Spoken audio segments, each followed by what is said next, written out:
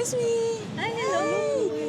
Filipino po? Yes, Oh, kabayan. Kabayan, naghahanap ako ng Filipino food. May alam ba kayo? Oh, naku, tamang-tama po. May hinadaang Filipino food ang Pentang. Pwede po sumama? Yes, sure. of course. Tara. Handa po kami for pork kare-kare. Ito po yung best seller namin. And then, meron din pong chop suey. At chicken chop suey naman po siya. Then, meron din po tayong pork Shanghai.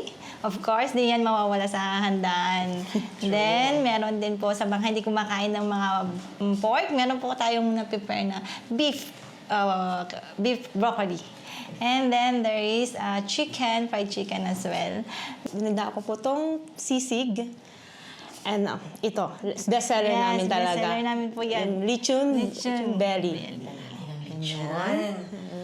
Crispy. Crispy and then juicy po sa inside talaga. Yes. It's juicy and crispy. It's a good combination. Yeah. And then pork barbecue. Sa mga desserts naman, ano pong hinanda niyo sa amin?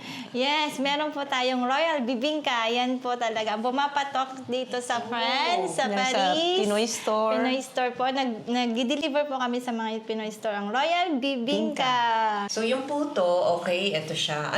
Itong puto po is special din po ito kasi meron siyang ubi flavor and then the special normal. Flavor lang. Ano namang ito?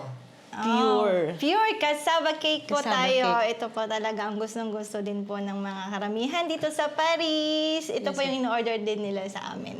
Maka-order sa Pentang. At saan namin matatagpuan ang Tubbs order?